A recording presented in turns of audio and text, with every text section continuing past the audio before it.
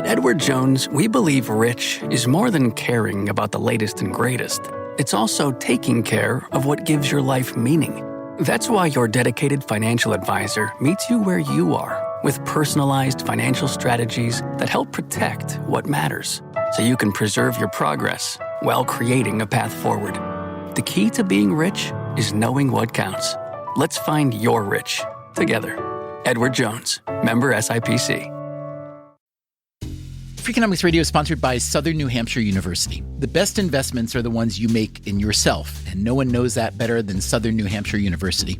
With more than 200 online degree programs, no set class times, and low online tuition, Southern New Hampshire University is built to fit your life today and set you up for success tomorrow.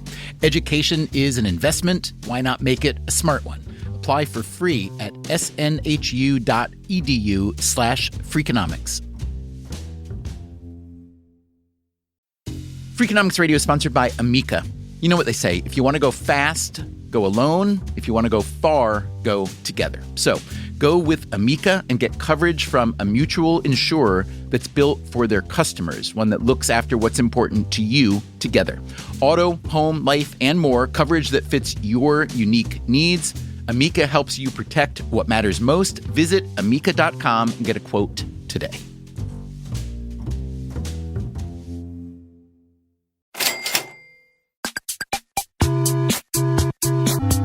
Steve Levitt is my Freakonomics friend and co-author. He's an economist at the University of Chicago. One of the most unusual things about Levitt is that he doesn't really care what anybody else thinks about his ideas, for better or worse. One of the easiest ways to differentiate an economist from almost anyone else in society is to test them with repugnant ideas, because economists are pretty much immune to repugnance. Fun. Your wife will love you more if you go do it. It makes you, feel like a proud American, but never should anyone delude themselves into thinking that the vote they cast will ever decide an election. Most I'm just lazy. I could be investing in the kids, or I could be, indulging my own, hobbies. Let's just watch TV instead. Exactly. I'm not one of those people who really hates fat people. I know there are people who hate fat people, but I don't really mind fat people. So what will Levitt say in this week's installment of Frequently Asked Questions? I never know what you're going to put on the video.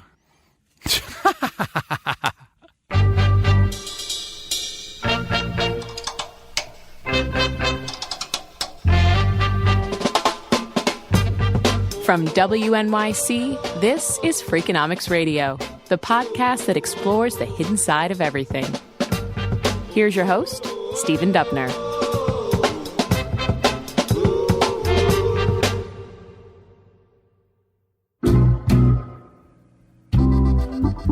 Every now and again, Steve Levitt and I ask you to send us some questions, and then we try to answer them in this podcast. It's called Frequently Asked Questions. Hey, so Levitt, you ready to go? Absolutely. All right. For sure. Do you have a cold beverage? I have a warm one. That'll do for me, though. All right. Let's start with this. Levitt, here's a question from someone named Matt Hayashi.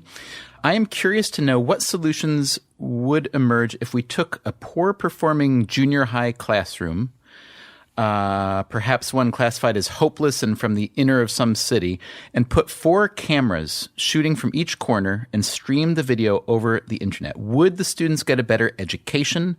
Would performance improve? Would the students grow up and contribute positively to society? This could be fundamentally good for the country's future by addressing the problems with public education of children. I'm fascinated by this idea. I can't imagine how many lawyers you'd have to talk to before you could get even one camera in a room. But I'm curious to know. I mean, it brings up some notions that we've talked about before. But for instance, just the power of scrutiny. And not only on the kids in the classroom, but the teachers, too. So I'm curious to know what you think about this idea and what might happen. Well, I'll tell you, it's a different idea. I like it because there's so many ideas about what to do about public education, and this is not one that I've heard before. And I think scrutiny can affect people's behavior. Now, just playing devil's advocate, I'd say that if you were to put 4 streaming cameras into, let's just say you start with one inner city school, but then let's say it works out pretty well, and so now you have it in 1,000 or 100,000 inner city classrooms. Mm-hmm. The problem is no one's going to watch. I mean, what could be more boring than watching someone get taught 8th grade civics or something like that? So I'm not sure that there actually would be any scrutiny. Well, but it might just be like the surveillance camera at the 7-Eleven that you only watch when something drastic happens, right? So let's not assume that it needs a real audience, but like if somebody totally blows up or does something amazing, then there's the possibility that people can see it. Absolutely. So there's this idea of deterring something or encouraging people. But I just think that the occasional blow-ups which occur are not what is fundamentally getting in the way of the student's learning. What the reader suggests is that somehow it's going to transform the daily activities in the room.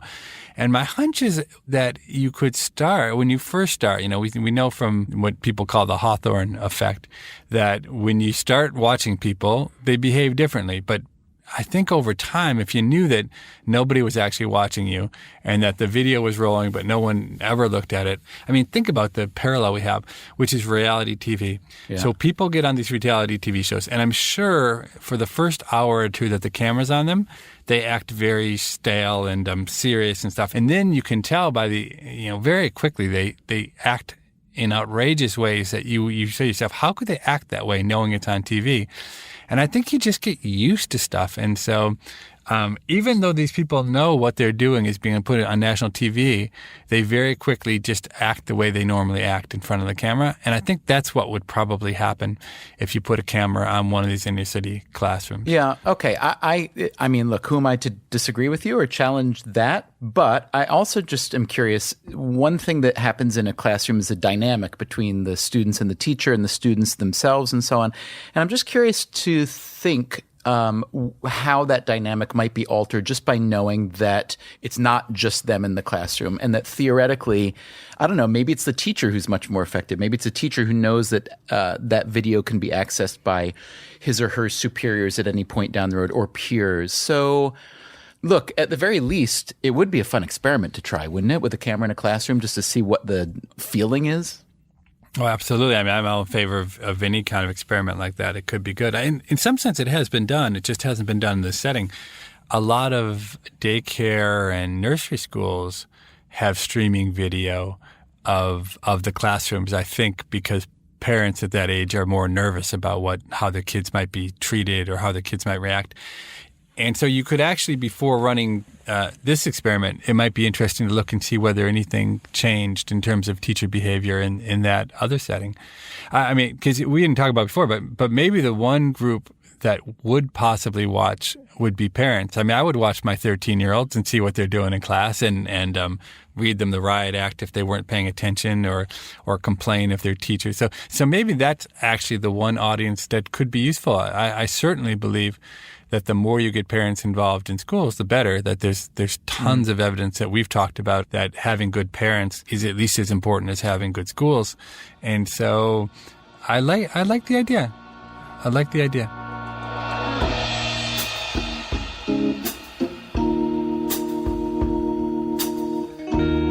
Okay, Levitt, here's the next one. Joseph Fogan writes, as a resident of the Buffalo, New York area, I recently saw and read an article about a local drug trafficker. As a result, I was wondering what the hidden costs of the war on drugs may be. I was wondering if Team Freakonomics has ever done a study, report on this, or if they'd be interested. I think it poses a lot of interesting legal and moral questions. So, Levitt, we've talked and even, I guess, written about in the past. Drugs is a big topic. Why don't you start? When you think of drug legalization, how do you start to frame that argument in your head? So I have thought a lot about the war on drugs, and it's a great question to philosophize on, I think, because most people approach it from a more moral or philosophical point of view of should drugs be legal. Is the libertarian perspective says maybe drugs should just be legal. People should be able to do whatever they want. That's what Milton Friedman thought. Other people think it's immoral. There's something wrong with drugs. But, that's not the Freakonomics way. The Freakonomics way is to actually look at the data. And I do have a paper with Roland Fryer and a former student of mine, Paul Heaton, and Kevin Murphy. And we set out to look at the crack epidemic and the costs of the crack epidemic from a purely practical perspective. How bad was it? Did the places that had a lot of crack, did really bad things happen there, and why? And it was really interesting. It was really one of the most surprising results because almost all of the big costs that we saw had to do not with the consumption of crack itself. Consumption of crack had some negative effects, but they weren't great. The really big social costs had to do with the prohibition of the legality of crack. And so it was the case that the greatest costs we saw were the violence related to the fighting for property rights and the imprisonment of people. And it was interesting because it doesn't say that legalization is necessarily a good thing. That's a big jump to have. But it says that in a regime where drugs are highly illegal, hard drugs like cocaine, in the U.S., the real costs that we feel then are the costs of the prohibition, not the costs of the use, because the prohibition is reasonably effective at lowering the use. Now, what would happen if we got rid of the prohibition and let anybody and everybody use crack cocaine? I think that wouldn't be a great outcome either. And you say that because the nature of crack is destructive, more so than, let's say, marijuana, or no? Absolutely. So crack cocaine is a really devilish drug because it gives you such an intense high for such a short period of time that your desire is just to get high over and over and over. It's highly addictive, and it's really hard to function when you're a crack addict. But what it makes me think is that this experimentation we're doing now with policy towards the drugs like marijuana, and potentially it would be expanded over time, is a good idea. Because I think when it comes to marijuana, the social costs of the prohibition of marijuana are just really low. Very few people in the United States are being killed over marijuana.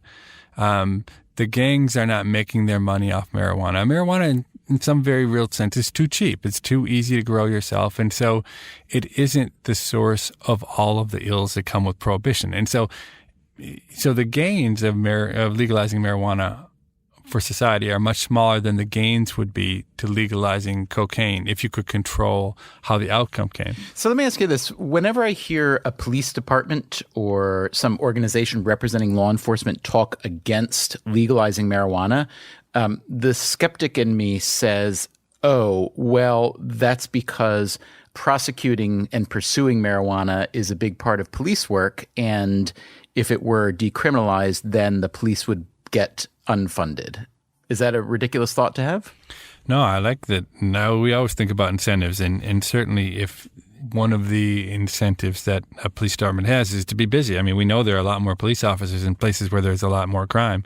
So if there was no crime to deal with, there wouldn't be many police officers. I mean, you think about firefighters, talk about putting yourself out of a job. I mean, there aren't any fires anymore. I don't know what firefighters do all day. I mean, they've been pretty good, I think, at figuring out how to do things other than go put out fires. But, you could imagine that if all the crime went away, the police would end up looking a lot more like firefighters than they would like police officers, and we just wouldn't need that many of them around. So I think that's sensible. But I also think that it's deeper than that, and that there is a mindset among the police, which is that the law says that marijuana is illegal, and it's my job to uphold the law, and therefore marijuana is terrible. Levitt, let me just ask you one more thing before we move on about marijuana in particular. So Gallup polls, which are pretty consistent over time, show that about 40 years ago, 12% of Americans favored marijuana legalization. And that number is up to 58 now, so almost 5 times as many. So what do you think that represents? Anything dramatic, or are we just seeing one of those gradual lines shifting that happens in society, nothing more than that? Well, I think it's a reaction to the fact that marijuana just hasn't proven to be that damaging, that a lot of people smoke marijuana and it doesn't ruin their lives, and they go on to be regular folks who no longer smoke marijuana. It's just a lot of it comes down to how much weight you put on the utility of the user, right? If you really think that the people who are smoking a lot of dope are having a lot of fun with it, then probably you tip the calculus towards let them smoke it. Otherwise, if you think that's the wrong kind of fun, you shouldn't count that, then you think it shouldn't be legal. But a lot of ways, I think it comes down to that simple issue. And Levitt, just for the record, when's the last time you smoked dope? Oh, man, it's been a long time.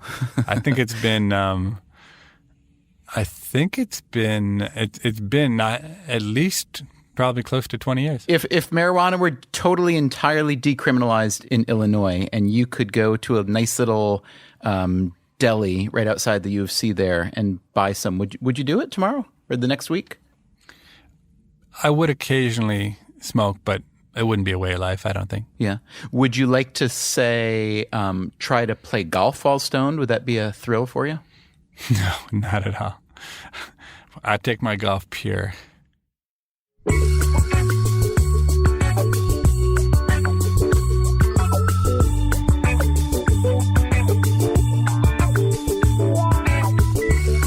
Coming up on Freakonomics Radio, not one but two listeners have ideas to help out the United States Postal Service and what to do when a company is dying. Death is a part of human existence, and maybe death is part of a company's existence the same way, and we should celebrate it and hasten it rather than spend all our time prolonging the last few years of life.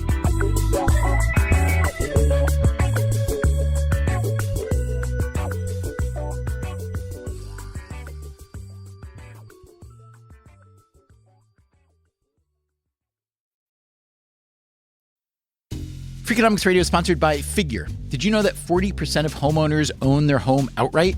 If that's you, don't let your equity sit idle. Tap it with a home equity line of credit. Figure, the #1 non-bank HELOC lender in the U.S., helps tap equity you've built in your home so you can do things like tackle a renovation or pay down debt. HELOC is a line of credit secured by your home. You can draw what you need, repay, and draw again. Figure offers a 100% online application. Get approved in 5 minutes and funding in as few as 5 days. It's faster than a bank loan and cheaper than a personal loan. Check your rate today without impacting your credit at figure.com/Freakonomics. This post is sponsored by Figure, NMLS ID 1717824. Figure is an equal housing lender. For more information about their licensing, visit nmlsconsumeraccess.org. Figure's HELOC is subject to credit approval and terms apply. Freakonomics Radio is sponsored by Everpure. Data is crucial to businesses, but managing it can create friction, risk, and manual work. Everpure transforms static data into a living system, intelligent, instantly accessible, secure, energy efficient, and ready to perform. Plus, there is zero downtime for upgrades and maintenance. Whether your data is in the cloud, on premises, or at the edge, Everpure makes data management so simple it feels like second nature. Tame your data chaos with Everpure. Visit everpuredata.com to learn more.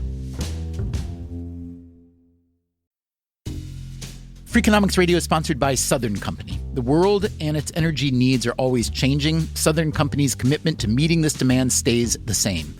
That's because Southern Company believes energy is more than a utility, it's what powers possibilities. So they are looking ahead and investing $80 billion in infrastructure upgrades and are committed to fueling growth in ways that benefit all customers so that reliable and affordable energy is accessible for generations to come. Go to southerncompany.com to learn more. Southern Company, building the future of energy.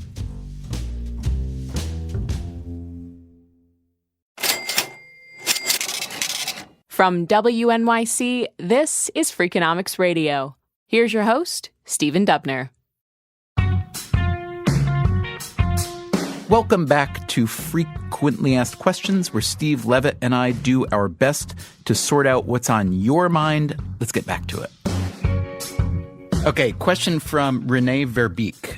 He writes, when I send a letter from New York to Fairbanks, Alaska, the money I spend on this service is as high as sending the same letter from New York to Boston. You would expect that the post office would ask more money for services to and from rural areas and less for services to and from urban areas. Or I would add, just for further away than closer away, you pay 46 cents these days for a first-class stamp anywhere. And he asks, why is it that postal services have these flat rates and not a price proportional to the cost of the actual provided service? I think that's a great question, Levitt. Any obvious answer to that other than evolution and randomness? Well, I think it's complicated, right? The problem is that when you're sending something that on average only costs 46 cents, to try to customize whether it should be 41 cents or 61 cents is really costly because, how are you going to figure out how to do it? And I think even just historically, the idea of the stamp and the value of the stamp makes it more complicated. But when you say it'd be complicated, I mean, look, there are transit services that do that, right? So New York doesn't. New York, if I buy a subway, one pass on a subway train, it's the same amount whether it's a short ride or a long ride. A lot of cities, however, you pay different for different zones. So let's say it's not one price for New York to Boston for a stamp, another price from New York to Charlotte, and on and on and on. But let's say there are zones, 3 zones, 5 zones. Would that really be so complicated? And I guess what I'm really asking is, would the USPS not be in such bad shape if they'd actually been properly pricing their service all along? I mean, it's a good question. You're really talking like an economist today, Dubner. What's gotten into sorry. you? You're really. I didn't know you'd show up. So really coming of age. I mean, I think it's not clear. I mean, the real problem the Postal Service has is the point of a letter has gotten a lot less important over time because there are much better substitutes than ever existed before. And, between you start with faxes and then you go to electronic mail and then you go to texting. And, it wouldn't be at all surprising if you just took a bunch of business students and did a case study and said, if your business was to deliver letters, what would happen if a lot better stuff came around? I think for sure, the telephone wasn't great. The telegraph, none of the stuff was good for the Postal Service. So I don't know if I want to pin the financial difficulties of the Postal Service on that. It's just a bulky way of trying to do business. But that aside, when I think about business and how they do things, I think experimentation is always a good idea. I mean, this is a great case where you might say, try an experiment. Try an experiment where for one city of the United States, the Postal Service does divide the costs into these 5 different divisions, like you said, or make it per mile, or whether it's urban or rural. And I think you could begin to understand how people react to it. Well, let me run this past you. Another listener named Nathan Conroy writes to say that every day when I open my mailbox, he writes, I'm continually puzzled at the concept of the failing U.S. Post Office at a time when we receive a hideous amount of junk mail every single day. How can the company behind the delivery of this madness be on the brink of fiscal collapse again and again and again? So he goes on to say that, as we've discussed, email and other technological advances have been slowly killing off the post office. He writes, my question is this: when faced with such a vicious predator, meaning mostly email, why didn't the USPS jump on the electronic highway? And he proposes a digital world in which you might receive a, quote, USPS certified email from your bank, employer, or children's school. This certified email would let you know that the sender is legitimate, that no viruses will be attached, and that you are not being phished. How do you know this? It's simple. Prior to sending the email, the sender would have to, 1, verify identity, 2, provide credentials, and, most importantly, 3, pay 10 cents, 25 cents, 50 cents. So that's an interesting idea. I'm curious what you think of that as an idea that the USPS should have embraced, but more broadly, you wrote a blog post a few years back about Good to Great, the companies that were featured in that book, Good to Great by Jim Collins, and how the companies that went from good to great often ended up going to crap years after the book came out. And I just wanted to ask you generally about how hard it is for a company, whether it's the USPS or General Electric or General Motors, to survive and thrive over time, and whether companies, especially big companies, are inherently maybe bad at changing with the times. Yeah, I think for sure big companies are bad at making massive changes. I think for 2 reasons. One is that I think companies that are successful end up falling under the illusion of thinking that they're good at everything. And that because they're good at everything, why should they have to change? So I think that really hurts companies that have success. That even if they're good at, I think most companies that make a ton of money often make it because they're a little bit lucky. They have one good idea. They're really good at one particular thing. Like Walmart is fantastic at logistics, okay? And no one's ever been able to catch up to them. And that's a huge advantage. I mean, that doesn't mean that Walmart's great at figuring out what products to put in the stores. Maybe they're great at that too. But, I mean, the post office of all possible companies to try to make radical changes, a radical change that completely reinvents what they do, it's just, I think, impossible because, I mean, you and I have talked a lot with businesses over the last 10 years, and more or less, I think most people in the business, if they truly tell you what they want, is they want to do the same thing today that they did yesterday. And they don't want to have to rethink everything, and they don't want to bet the entire future of the company on some crazy newfangled email thing that nobody has back in 1997 when they would have had to have started thinking about this. I mean, I think our reader's point is a really interesting one. It's an innovative and creative idea, and I think it's the kind of thing that could really work. Now, will that ever be the post office's big business? Probably not. Should the post office be thinking about creative ways to use their brand name to try to be expanding into other things? I think for sure. I mean, certainly after Federal Express came in, you saw the post office change what they were willing to do to try and do crazy things to get your package there in one day, just the way Federal Express will do that. And that was not something they offered before, and they reacted to it. But that's easier to react to, I think, than the email things. But I've talked to a couple of entrepreneurs who's out there trying to do what our reader suggests, which is to create different classes of email, which perhaps some of which cost and which carry different levels of importance and significance. And I think that's great. It's exactly what you want to do when there's a service out there that's completely free and which is absolutely and totally abused because of it, is to create a close substitute that actually costs money and to potentially then get what we economists call a separating equilibrium, where the people who are willing to pay 5 cents to reach out and touch you with an email can signal to you that they really are willing to pay to talk to you. Whereas, the Nigerian scammers are not willing to pay 5 cents per person, and so they would be separated. But it's kind of, I don't know, painful a little bit to watch big, older companies that used to be phenomenally successful try to change. But from the outside, it's obvious that they're going to fail. So I guess I'm thinking right now the line of big old department stores, Sears and JCPenney, and I don't know, one or two of them may kind of lumber into the next, economic cycle, but it seems like they're all more like dinosaurs that are lumbering off to the graveyard, and it's just going to take a long time for them to finally lay down their heads and die. So, I mean, that's the way capitalism works, and we love a lot of things about it, and the dynamism and the creative destruction and all that. But is there some better model to think about if you are that big company or one of the thousands of employees of that big company who kind of sees that its obsolescence is around the corner but can't run from it? I think that's the magic of a business leader, right? So when you're one of these companies, you're faced with a challenge to either die the slow death you're talking about or to radically reinvent yourself and turn yourself into something great.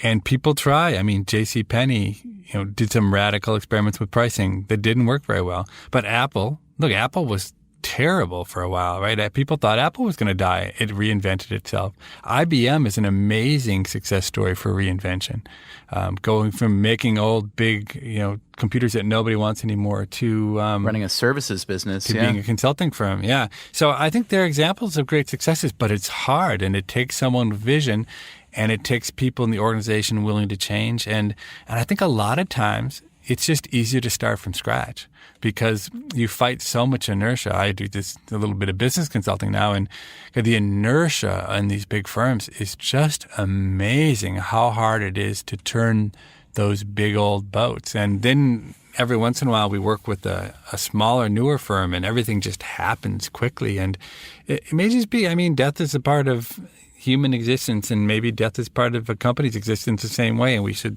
celebrate it and hasten it rather than spend all our time prolonging the last few years of life, just like we do with humans. It should be a reallocation of resources towards generation rather than maintenance.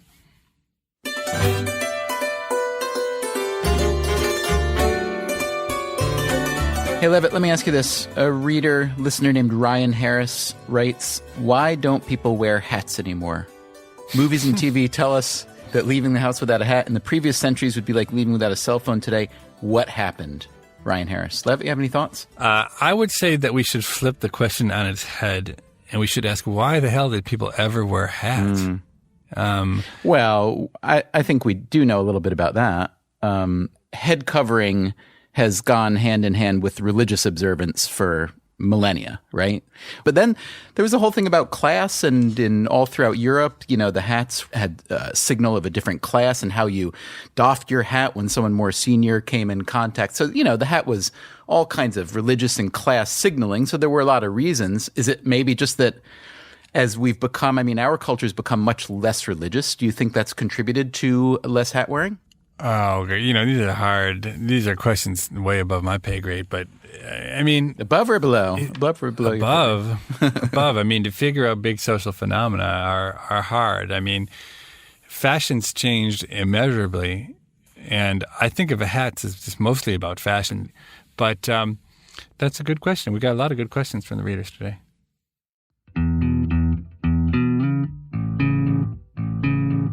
Levitt, what would it take? How much would I have to pay you to, let's say, wear a fedora for a solid week? A lot. I mean, I don't even wear. I'm one of the only golfers who does not wear. Yeah, I've never seen you wear any kind of hat. Yeah, I wear hats in winter to stay warm, but yeah, I just don't wear hats. All right, good job, Levitt. You did great. Okay, yeah, it's kind of. I thought I would be better. I thought I had my game, but I didn't really deliver. No, you deliver. You did great. That was good. Okay, thanks a bunch. Okay, talk to you soon. Thank you. Right. Bye-bye. That's it for this edition of Frequently Asked Questions. If you keep sending in your questions to radio@freakonomics.com, we will keep answering them. On next week's show, we revisit a favorite episode which looks at how your behavior changes when you put on a mask. A middle-aged lady came and apologised to me afterwards and said, "I'm so sorry, I put the mask on and I found myself being very rude. I was getting too close to the performers. I even touched one at one point. I'm so sorry." We go behind the scenes of Sleep No More, a fantastically interesting piece of immersive theater. I got a little rude with people. I was kind of like, get the hell out of the way, man. I would not have usually blindly gone into dark corridors, because I'm usually scared of everything.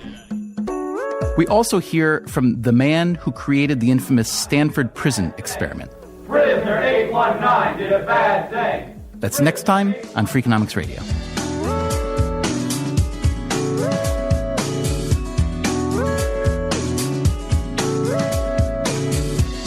Freakonomics Radio is produced by WNYC and Dubner Productions. Our staff includes David Herman, Greg Rosalski, Greta Cohn, Beret Lamb, Susie Lechtenberg, and Chris Bannon, with engineering help from Jim Briggs. If you want more Freakonomics Radio, you can subscribe to our podcast on iTunes or go to Freakonomics.com, where you'll find lots of radio, a blog, the books, and more.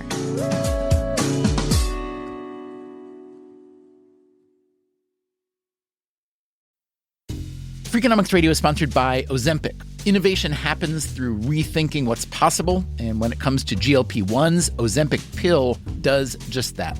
Learn more about Ozempic semaglutide tablets, 4 and 9 milligrams, by calling 1-833-OZEMPIC or visit Ozempic.com to view the medication guide and ask your doctor what's possible with FDA-approved Ozempic pill.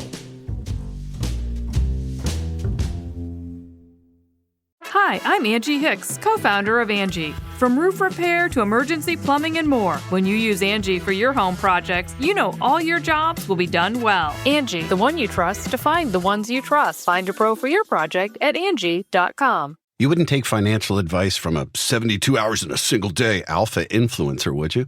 Same goes if you're in a car accident or any accident. Who you choose matters. That's why Morgan & Morgan exists. They're the largest injury law firm in America, and they've built a reputation by actually winning cases, not just talking about it. Over 1,000 lawyers across all 50 states and $30 billion recovered. Injured? Go to forthepeople.com/podcast. That's forthepeople.com/podcast.